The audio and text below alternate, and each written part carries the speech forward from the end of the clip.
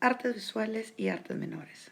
Para poder entender qué es y cómo se desarrolla, veremos varias instancias con el fin de que cada uno cree un concepto de qué es artes visuales y artes menores. Por ejemplo, para la Enciclopedia Cubana Ecurret, las artes visuales son formas de expresión visual orientadas a comunicar según su naturaleza misma. Es decir, se puede apoyar por imágenes o con las nuevas tecnologías. Pueden ser apoyadas por cualquier otra habilidad artística. Este concepto nos da la posibilidad de que algunas de las bellas artes incluso encajen como artes visuales y que algunas otras, como las artes decorativas o artes mediáticas o artesanías, sean consideradas visuales. Es decir, es un concepto aparte de las bellas artes que incluye todas aquellas que puedan ser apreciadas a través de la vista y comprendidas como tal. Pero dentro de estas expresiones artísticas, el creador se enfoca y preocupa en lo que es expresado, sea visual, donde todo se pueda crear o recrear a través de imágenes mentales. Para ello, es que entenderemos que las artes menores son, como lo decían los griegos. Esta categoría es para aquellas artes en donde van el gusto y el olfato y el tacto. No obstante, en la actualidad no podríamos entenderlo de esa manera. Así que, a partir de ahora en adelante, todo lo que sea arte menor lo incluiremos en el concepto de arte visual.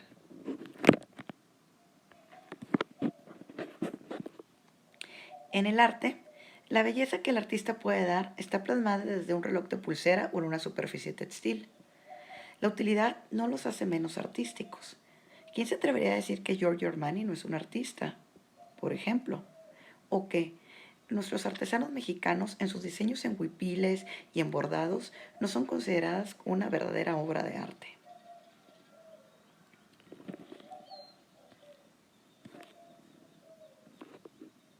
Pero volviendo a las artes visuales, este concepto, que al día de hoy se encuentra tan enlazado con los avances tecnológicos, realmente surge a partir de la Segunda Guerra Mundial, en el momento en que los migrantes europeos parten hacia Nueva York y marcan la vanguardia de las nuevas artes en pleno siglo XX. De esta corriente de artes visuales surge Marcel Duchamp, y en los años 80 del siglo XX es que el concepto de artes visuales cobra un gran auge sustituyendo al concepto de artes plásticas. De aquí empieza un desarrollo de las artes visuales, junto con la tecnología. Estas ofrecen al artista y al artesano un sinfín de posibilidades creativas. Exploran diferentes materiales y múltiples disciplinas para poderlo lograr. Es una oportunidad de enriquecimiento artístico, sin importar que sea mayor o menor. Es necesario en un mundo inteligente donde lo bello y lo útil están en armonía. Para esta clase veremos algunos videos complementarios. El día de hoy les recomendamos Artes aplicadas y diseño. Simbiosis entre el arte, la ciencia y la tecnología, por Joaquín Fargas. Y también, asimismo, una charla de TED de por qué el arte es útil. A continuación, veremos una entrevista hecha a Joaquín Fargas. Posterior a ello, recomendamos la lectura de la etapa 3. En esta etapa, estaremos trabajando la siguiente clase.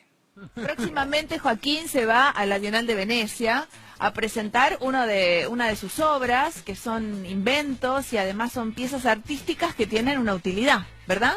Sí, tienen la utilidad de transmitir un mensaje, ¿no? Por ahí no es la utilidad del dispositivo propiamente, sino que el objetivo de estas obras es generar conciencia y ser una fuente de inspiración para científicos y tecnólogos a soluciones para las problemáticas que tenemos en general en nuestro planeta, no solamente las ambientales, sino también las sociales, ¿no? Ajá.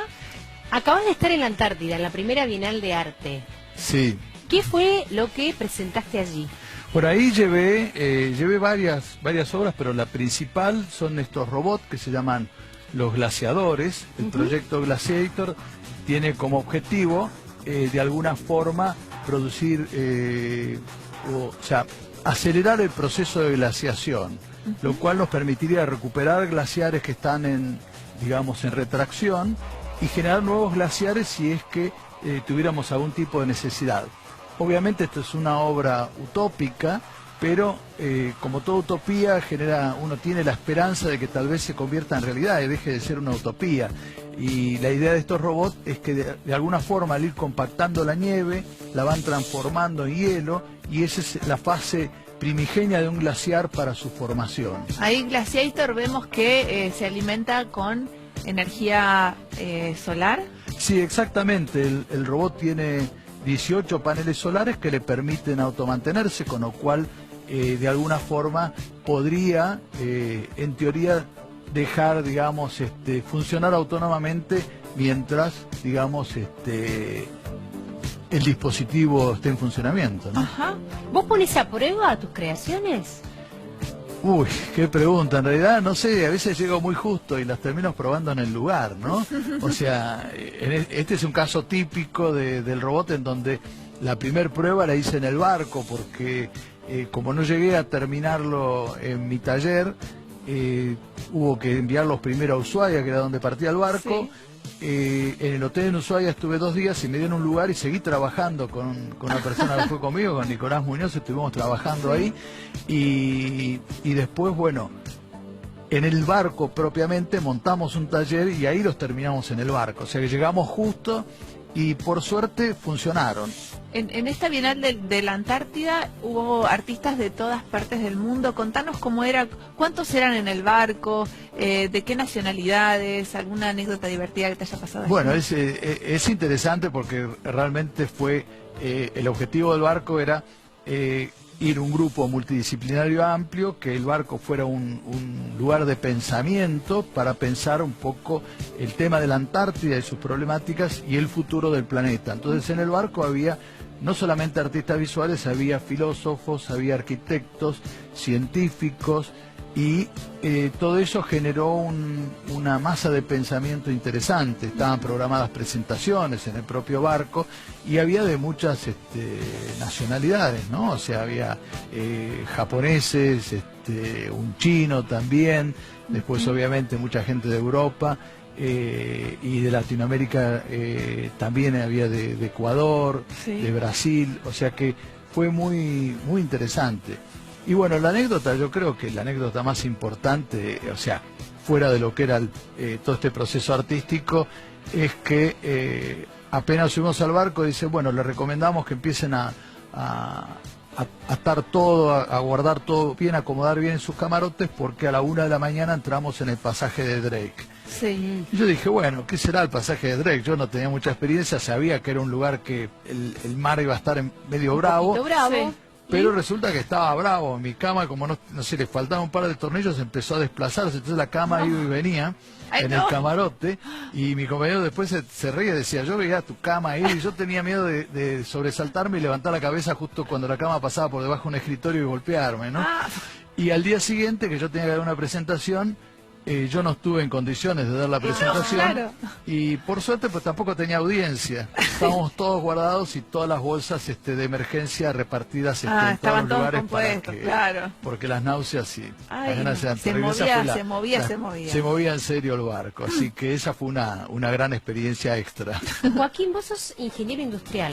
¿El arte cuándo apareció en tu vida? Bueno, yo creo que lo primero que apareció en mi vida fue el arte, ¿no? O sea, yo de chico me dedicaba a hacer tallas de madera, después fui artesano y después devení en ingeniero porque me interesaba mucho la tecnología. Y bueno, después eso me formateó un poco y me costó muchos años salir de ese formato, hasta que ya de grande, cuando tuve tiempo un poco más de pensar, o estaba un poco más consolidado en algunas situaciones familiares, ahí me dediqué de lleno al arte. Yo diría que estoy profesionalizado en el arte poco más de 10 años, no mucho más, ¿no? ¿Y recordás cuál fue ese primer proyecto, obra, idea que de alguna manera marcaba un poco tu destino en la vida? Bueno, en realidad yo tenía algunas ideas que tenían que ver con esa mezcla del arte y la tecnología, ¿no? Pero yo creo que fue una de las obras emblemáticas fue cuando yo encerré un ecosistema, como esta esfera que tengo acá, encerré un ecosistema en un espacio totalmente cerrado, con el concepto de que, bueno, ¿esto puede vivir o no? Entonces ahí empezó a surgir todo ese tema del pensamiento, cómo es que la vida, yo no soy un científico, pero no sí, soy un biólogo. por inquietud experimental. Sí, por sin inquietud saber vos cuál era el experimental. resultado. Sí, y eso, digamos, empezó a disparar otras ideas. Yo empecé a tener ideas de qué pasaría si podemos conectar, por ejemplo, tenía un proyecto que era conectar células neuronales a través de Internet. Y yo empiezo a dar clases en la Universidad de Maimónides de arte y tecnología, y ahí me dicen, ¿por qué no hacemos una reunión multidisciplinaria? La armamos y terminamos generando un laboratorio de bioarte, ¿no? O sea, yo en la facultad dirijo un laboratorio de bioarte donde trabajo con biólogos y científicos. Y bueno, yo creo que no se puede determinar exactamente el primer momento, pero tal vez esta obra sea la más emblemática que me marcó, que realmente la ciencia podía tener un canal a través del arte muy importante para transmitir un mensaje, para impulsar la propia ciencia desde otro punto de vista. ¿Qué es el bioarte? ¿Utilizan únicamente material biológico? Bueno, el bioarte es cuando en una obra aparece material, organismos vivos o no, digamos, como parte de esa obra. En este caso, yo podría decir que esta es una obra de bioarte, aunque yo determino que es como un bioarte, divido el bioarte en el bioarte light o soft, como serían estas obras que vienen de hace muchos años, cuando Louis Benedict, por ejemplo, tomó unas plantas y las puso en cultivo hidropónico y las expuso en un museo, ¿no? Y esa obra, que hoy está en el Malva expuesta, fue como una de las primeras obras relacionadas con bioarte. Y después hay un bioarte que podríamos denominar más hard, más duro, que es el bioarte que utiliza la biotecnología o el cultivo de tejidos como una herramienta de expresión artística. Leí por ahí que afirmás que al arte contemporáneo le falta humor. ¿Por qué?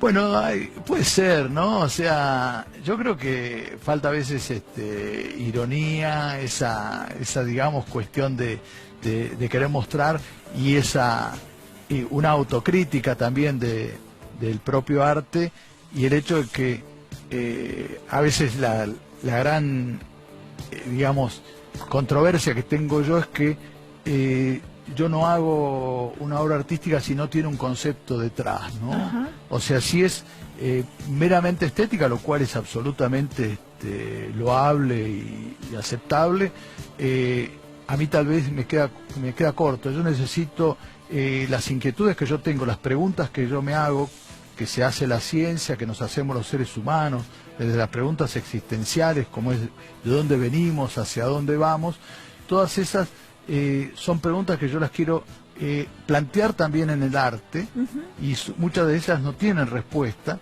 y las propias no respuestas pasan a ser un camino de exploración. Entonces, eso es lo que a mí me nutre para seguir un camino artístico, ¿no? Acá Joaquín Fargas nos deja un libro precioso, le vamos a pedir al director si toma, ahí está, con ciencia y arte, que es justamente tu mensaje, ¿no?